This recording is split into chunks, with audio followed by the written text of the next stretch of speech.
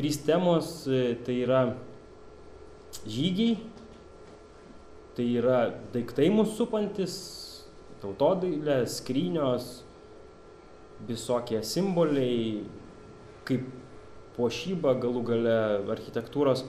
Ir trečioji tema dvasinė, tai yra, nežinau, ar žodis pagonybė čia tinkantis ar ne, bet noras taip sužinoti daugiau apie tai, gal apie ką taip lengvai nepasiskaitysi ir nepamatysi šiom dienom. Ir visos šitos trys temos sudaro kaip ir visumą apie tai, kas mus supa, kas yra aplink mus ir ko mes esam dalis.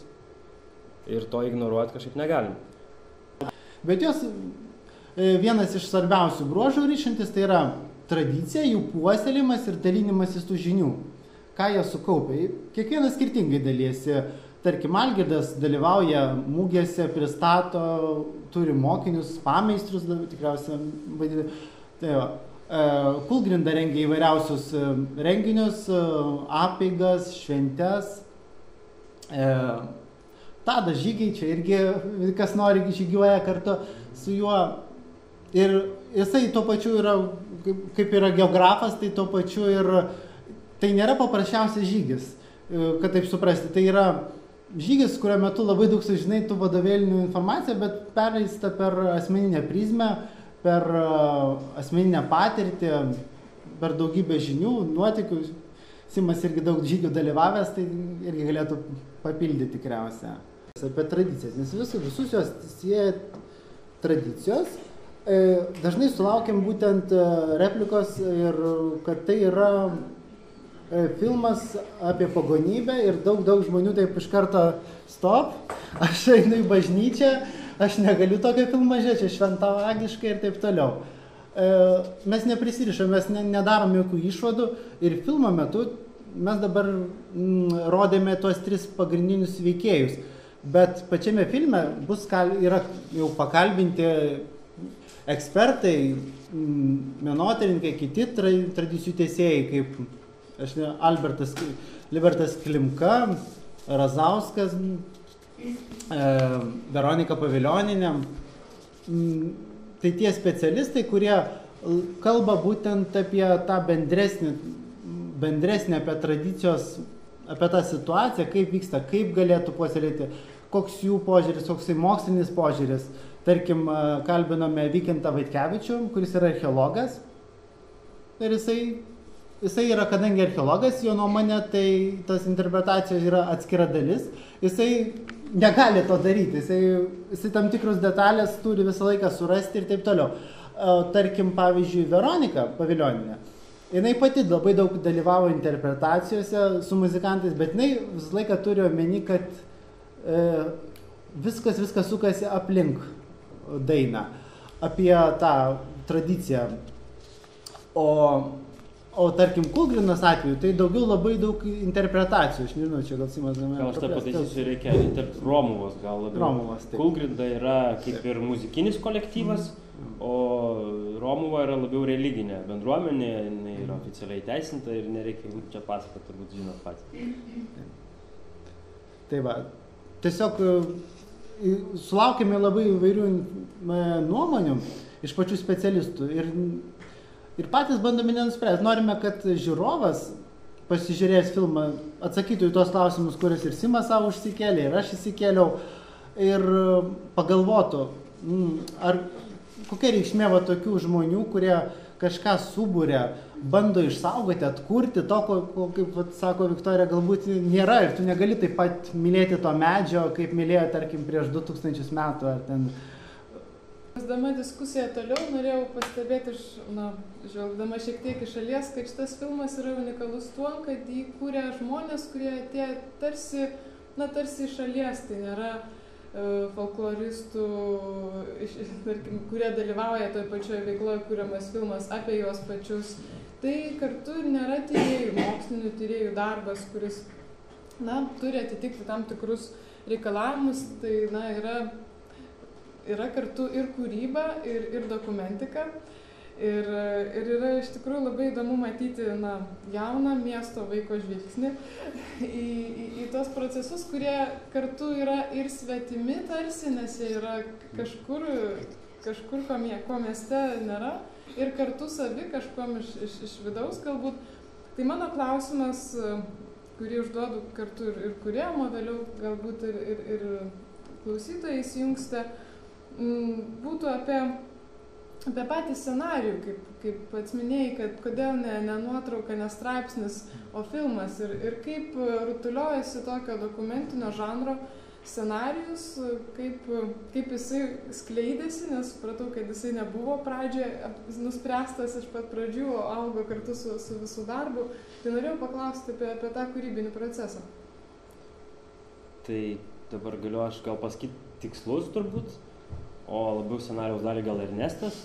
Tai jeigu iš tikslų, tai yra 3 pagrindiniai tikslai, iš kurių 3 visada pamirštu, bet gal man padės kas nors. Pirmas yra išsaugoti informaciją ir medžiagą apie tuos žmonės ir juos parodyti, kol jie yra veikloje ir gyvi, nes vis dėlto jie yra perkopę jau nuveikę daug gyvenime ir bet kada gali sustoti. Tai mes dabar turim unikalią galimybę ir dėl to skubėjom projektą pradėti kuo greičiau. Antras dalykas tai yra noras gal parodyti, supažindinti, kad tai vyksta, kad tai yra. Nes, tarkim, mes patys, kiek bendraudami tarpusavį, pastebėjom tokį labai paprastą dalyką, kad mes visi žinojom, kad yra lyg ir tie žygiai, yra lyg ir kažkokia tai Skūgrinda, bet neturėjom iš savo artimų žmonių rato, kas tuo užsimtų, ir mes į tai neįsitraukėm ir mums tai liko kažkas mistiška, nepažįstama, nors ir lyg ir šalia. Tai yra dar toks noras tai parodyti ir supažindinti ir ne tik Lietuvos žiūrovus, turbūt to ir užsienio, kad vyksta pas mus gražių ir įdomių dalykų. Trečias, tai aš jį pasakiau, kad tai yra noras kelti klausimą, tai koks kitas lietuvis. O būtent filmas, kodėl? Todėl, kad mes patys esam jaunosios kartos atstovai ir dabartinės medijos naudojamos yra visai kitaip. Anksčiau žmonės gal daugiau skaitė knygų, daugiau žiūrėjo televizorių. Dabar iš mūsų turbūt net mažai kas turi televizorių, informaciją renkasi patys ją, randa, žiūri, analizuoja tai, kas jiem ir įdomu ir patinka. Ir kinas yra būtent ta medija, ta priemonė, kuri gali pasiekti tokius žmonės kaip mes gal, arba jaunus žmonės, kurių yra daug ir kurie mes galim parodyti, kad visą tai vyksta ir kad Lietuvoje galima gyventi. Tai apie patį scenarijų, tai visą laiką dokumentikoje labai sunku scenarijų parašyti. Mes iš pradžių taip ir galvojame, kaip, nes yra toks posakis, vaidybiniam filmui Dievas yra režisierius, o dokumentiniam filme yra Dievas režisierius, nes jisai, bet kada jie galėjo nutraukti per tuos metus veiklą ir buvo tokių akimirkų, kai atrodė, kad jau nutrūks ir nežinai, kaip tą filmą tada užbaigsi, kai tos medžiagos neturėsi. Mūsų tikslas, čia aš taip truputį papasakosiu, tai visi renginiai buvo išdalinti per visus metus, kadangi, kad būtų skirtingi metų sezonai. Ir jie filmuojami maždaug nuo pradžios iki pabaigos, kad turėtų ir pabaigą, ir pradžią. Ar tai yra gyva tradicija, ar tai yra kultūros istorija, ar tai yra kultūros reliktas, kurį jūs bandote? Čia tikriausiai reikėtų priminti ir papasakoti apie pačią pradžią, kadangi vienas sudėtingiausių etapų filmo kūrime yra, kai turi labai daug medžiagos ir pamatai, kad dar jos gali daugiau. Ir čia mes tą temą pačią, iki 3 veikėjų, mes buvome iki Baltarusijos pilių, Lietuvos kunigaikštystės ir taip toliau. Pati tema buvo labai plačiai išdėstyta. Ir siaurinam apie baltus, taip, tai yra visko pagrindas, net ir pavadinimas yra tam tikras toksai keliantis galbūt klausimą, kodėl, pavyzdžiui, prūsiškas pavadinimas, kodėl nelietuviškas, kodėl... Bet tame pačiame pavadinime mes matome ir labai panašių lietuvišką žemę, zemę, latvių pusę labai, tai viskas labai surišta ir ištyrovas. Kaip aš suvokiu paprastai, kad pavyzdžiui Velykos kiaušinis, tai ko čia su krikščionybės siejasi? Jūs gal man papasakotumėte, aš nežinau. Paskui visokie šiaudų traukimai iš po stalo, būrimai ir visi kiti dalykai, kurie yra tokie arti gamtos, tikri ir jie man yra kažkodėl kur kas artimesni negu tie, kur yra krikščioniški. Ir tada atsiranda klausimas, tai kaip ten buvo, kaip yra iš tiesų, kaip buvo anksčiau, kas ant ko statyta, kas lipdyta ir gilindamasis atrandi vis įdomių ir naujų dalykų ir supranti, kad viskas taip yra persipinę, kad atskirti yra nebeįmanoma ir turi tai nagrinėti kaip vientisą dalyką. Ir bendraudami kurdami filmą, mes gavom tokį labai gerą komentarą, patarimą, sako, kad režisūros esmė yra ne tai, ką filmuoti, o ko nefilmuoti, nes turi sutalpinti valandą tai, ką nori pasakyti, o pasakyti nori labai daug. Tai šiandien mes priėjom tokį dalyką, kad yra daug labai skirtingų nuomonių ir visos jos turi savo argumentus ir jos visos yra iš savo varpinės teisingos. Tai kaip į šitą klausimą atsakyti, tai kaip niekaip. Bet jums atrodo, kad ta tradicija baltų yra gyva, ar jinai yra laikoma ant tokių, sakyčiau, banginių, kuriems išplaukus jos gali ir nebelikti? Ar jūs manote, kad... Aš manau, kad jinai yra gyva ir kad jinai yra artima ir daug žmonių, turbūt ypač jaunimo, puikiai žino ir Kūlgrindą, ir Romuvą, ir tai įsitraukia, nes tai kažką tai turi, kas yra tau artima ir tai nepavadinama turbūt žodžiais, kad tu tiesiog pamatei ir įsitraukiai ir viskas. Aš nežinau, tai turi kažkokią jėgą ir tai jėga negali atsirasti tik tai iš vaidinimo teatro ar kažkokio tais be tikslio atkūrimo. Tai čia ir turbūt ir apeliuoja vieną iš filmų tikslų tai parodyti ir kad žiūrovas pats galėtų teisti, spręsti ir jam irgi kiltų tokie klausimai paskui. Tas sąvokų painumas iš tikrųjų, matyt, galima susikirsti arba kelti diskusiją dėl kiekvienos iš sąvokų apibūdinančių šitą filmą. Kas yra baltai, kas yra tradicija, kas yra kultūra, kas yra sena ir kas yra nauja. Ir apie kiekvieną šitų sakinio dalių galima būtų atskirą pranešimą matyt skaityti. Tiek iš mokslinės pusės, tiek iš publicistinės. Matyt, kad su tuo susidūrėt ne kartą. Aš tuomet dar turėsiu klausimą. Dėl to paties išsaugojimo ir išlikimo klausimų. Mes jį ne kartą palietėm, bet iš tikrųjų filmuojate tokį labai aptakų reiškinį kaip kultūra, kurią užfiksuoti kaip bėgantį vandenį yra neįmanoma tai padaryti tai kūrybiškų būdų, sukuriant kažką naujo. Aš norėjau galbūt iš paties filmo, iš to įspūdžio paklausti, kiek pačiame filme ir kiek pačioje toje tradicijoje, plačiaja to žodžio prasme, yra išliekančio dalyko ir kiek tas išlikimas kiekvieną kartą yra perkuriamas kaip nauja kūryba, kažkokia nauja interpretacija paremta tuo, kas buvo. Gal čia reiktų konkretų pavyzdį kažkokį nagrinėti? Kad ir iš tų švenčių, aš nežinau, atkurtos apeigos, tarkim, jos yra senos ar jos yra naujos ir kaip... O čia sunkus klausimas, čia esminis turbūt klausimas. Nekaltos mergelės neaukoja tose šventėse, nes to jau nebereikia šito šventėse.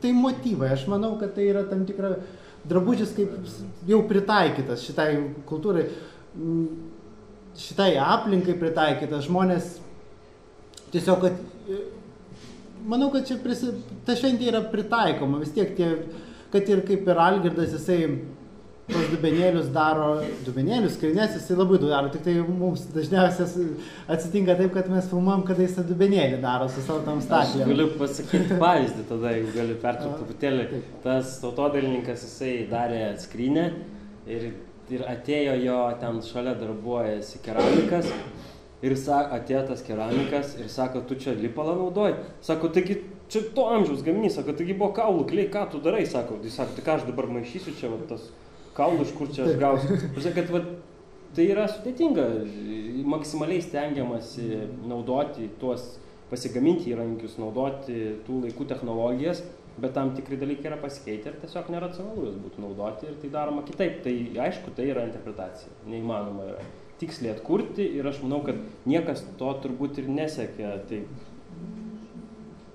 Ar pavyko užčiuopti, filmuojant filmą, ryšius baltų ir aplinkinių kitų kultūrų, nežinau, slavų,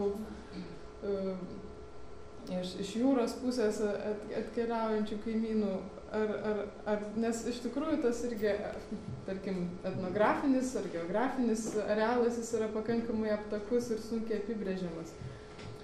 Teko bendrauti su baltarusiais, pas kuriuos tai toks judėjimas, jisai dabar kaip ir atgimsta, kuriasi, jis yra silpnas ir jie labai žavisi Trinkūnu ir jo pasiekimais. Ir jie stengiasi oficialiai registruoti tam tikras vietas, kur yra kažko akmuo su dubeniu, šventykla kažkokią tai įsiregistruoti, kad jinai taptų saugomu objektu. Ir pas juos tai tie dalykai vyksta. Paskui neseniai buvo rusai darė Ukrainoje stovyklą. Kaip ten buvo kažkaip... Gruzijai, man atrodo, prie Juodosios. Kryme. Mes nevažiavom dėl finansinių sumetimų, bet tai yra prigimtinės kultūros stovykla, kuri yra labiau gal orientuota jaunimą ir ten yra, nežinau, dainos, žaidimai ir panašus dalykai. Tai irgi yra ta tema, viskas juda. Lyg ir grįžta į tą pirmykštį tikėjimą ir bando atrasti jo apraiškas. Ir Indijoje vyko prigimtinių tikėjimų kongresas. Tai mes, aišku, tada nei galimybių turėjom, nei apie jį žinom, kai jis vyko, bet pasaulyje tai juda ir mano asmeninė patirtis, galiu pasidalinti, tokia labai yra paprasta. Pas mane buvo viešnia iš Olandijos ir kai jinai pasižiūrėjo tą mūsų trumpą klipuką, kur tos 3 veikėjus, jos buvo toks labai paprastas, jautrus teiginys, sako, kaip tai artima. Ir aš pradėjau galvoti, kad tai turbūt mes negalim sakyti, kad čia yra lietuvių, čia yra kažkas tik mūsų. Turbūt tai yra, nežinau, bendra visai Europai. Tai vis dėlto filmo pabaigoje, kuri dar bus, jūs surasite tą giją, kas vis dėlto sieja tos žygius, veiksmą, daiktus, tos stabilius tokius kultūros artefaktus ir kartu tą religinę, dvasinę, mitologinę veiklą, kuri gali būti, na, kaip pats minėjai, yra neatskiriamai susipynusi ir su čionykšte krikščionybės tradicija ir nebesuprasi, kas pirmiau ir kas nuo ko. Aš tai manau, gal čia Ernestas kitaip mano, bet manau, kad nereikia tos gijos ieškoti. Kiekvienas iš mūsų yra ta gija, nes mes tai naudojamės, mes tą matom, mes tame dalyvaujame. Aplink mūsų viskas sukasi, net nežinau. Kaip tu galvoji? Taip, atrasi kiekvienas giją, man aš tikiuosi, kad kurie apsilankys filme, aš tikiuosi, kad atras kiekvienas. Ar bent savie atras giją, arba pabandys surasti. Vienas iš alternatyvių filmo pavadinimų buvo Praeities gijos, bet mes paskui nubraukėm. Nes mes vis tiek dauguma yra kalbama apie tai, kas buvo ir mes to patys nepatyrėm, nematėm savo akim ir mes tik remiamės tuo, ką mes sužinojom iš pasakojimų, susitikimų. Aš, jeigu galima, atsakysiu, jeigu Ernestas man leis, šitas man labai patinka, imu aš šitą klausimą. Tai dabar aš jums pasakysiu pavyzdį. Čia jūsų klausimas yra filosofinis. Jeigu, pavyzdžiui, mes dabar šitoj patalpoj filmuojam, ar tai yra dokumentika? Ta prasme, kad dokumentika yra labai reliatyvi savoka. Vis tiek žmonės kitaip elgiasi prie kameros, vis tiek mes renkamės, ką filmuoti. Kas yra dokumentika, tai čia yra visam pasaulyje vyksta diskusijos ir mes stengiamės filmą vadinti meninę dokumentiką, nes yra tam tikrų intarpų, kurie yra mūsų parinkti, gal šiek tiek surežisuoti, bet pagrindinė esmė yra dalyvavimas ir stebėjimas. Mes stengiamės nesikišdami, kas ne visada išeina, tarkim, filmuoti tą žygį, koks jis ir yra. Tam tikros detalės, bet pats veiksmas, tie visi procesai, ne. Jokios vaidybos nėra. Neprašom pakartoti, ar ten, sakom, dabar iš kitos pusės jūs pafilmuosim, arba jūs greičiau darykite. Ne, tokių nebuvo, jokių, neprašom net nepakartoti, nenufilmuojam, tai nenufilmuojam. Net mes patys kartais, kai tai filmavimas toks yra kaip dokumentikos įamžinimas, tai net yra daugybė kadrų, kur mūsų komanda, tarkim, važiuoja 5-6 žmonės, tai būna kadre praeina, gaunasi taip, tiesiog mes tarpusavį irgi nesam taip suplanavę, kad va čia dabar šitose taškuose ten nelysim, visi apeisim, visai būna.